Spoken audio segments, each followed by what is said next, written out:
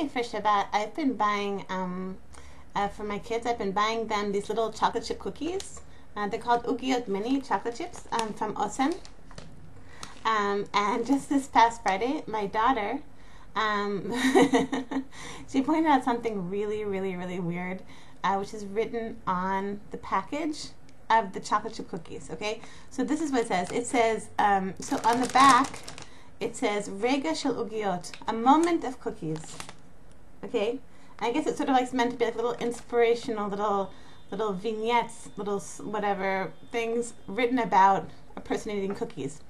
So it says, a moment of cookies, 2:25 on Friday afternoon. For these 2 magic hours, I wait for them the whole week. It's Friday afternoon. Everything is calm. This is the time to crawl into bed with reading material, which is interesting, and with a small tray of hot chocolate and cookies, mini chocolate chips, of course. One bite, and it melts in my mouth. What better way to start the weekend? So my daughter showed this to me on Friday afternoon, and Friday afternoon in our house does not look like this. On Friday afternoon at 2:25, our house is not full of people crawling into bed with a tray of chocolate cookies and hot chocolate and interesting reading material. It's more sort of like let's we we forgot to mop the floor, we forgot to heat up the chicken soup, we didn't set the platter, what's going on? Okay. So so I thought this was really funny, and it was sort of like a reminder, like how like the other half of people live. Because obviously, there are people eating these. I guess like these are, Osem is a very big company, a very savvy marketing kind of company.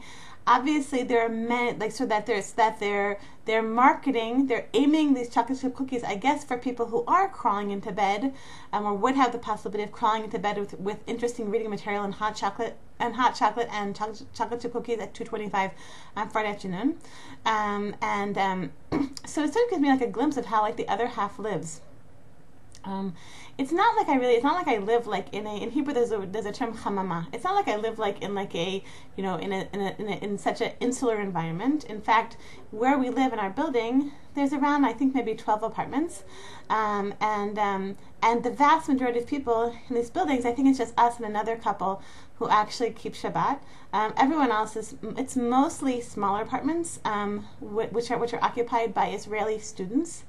Sometimes I think, so when they go up and down to their apartments, they can sort of look into my window, into my kitchen, like they see me up, before 7 in the morning, getting my kids off to school, and getting them ready for the rain this morning, and, cleaning up, and late at night, dealing with, late at night, like cleaning up my kitchen and cooking, in the afternoon, dealing with the fighting and the sound of like the child, a young child crying, or like all the sounds, like it must seem to them, to these students, like the other half. I guess to the people who are crawling into bed at 2:25 in the afternoon on Friday afternoon, it must seem to them like, wow, like I live a really hard life. Jewish mom life is a really hard life. Wow. One of the students who lives above us, and they're all really, really lovely, I have to say. And one of them, he spent 2 months this summer just traveling around China. He was on vacation from university, and that was just like fun. Just went for 2 months and traveled all around, and I have to admit, like it was like a little bit like oh, wouldn't that be fun? Wouldn't that be fun to travel around China for 2 months? It's completely and totally impossible for me at my stage of life, and all the family responsibilities upon me. But it is something that you think about, like wow, like you look at those people, you look at us, and like wow, the other half. What an easier life to live. What a more comfortable life to live. No one running around before Shabbat and screaming like, who did the sponja? Who set the platter? We forgot to heat up the chicken soup. Right? Sort of easier, calmer, less demanding. Maybe that's a good idea. What do you think? So when I was sort of thinking these, sort of having these sort of things that I was thinking about as a result of the chocolate chip cookie package, then I was reminded of something that it was something. Remember, a few years ago there was this mother, and she was in a tornado somewhere in the Midwest in the United States, and she lay on top of her kids and saved her kids' lives by laying on top of them during the tornado when their house was sort of like, just like when their house was swept up by the tornado, and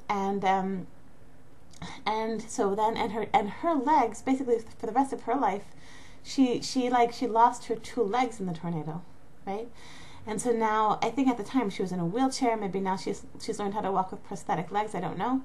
But at the time, in one of those, like a few weeks after the interview, a few weeks after the incident, then there was an interview with her.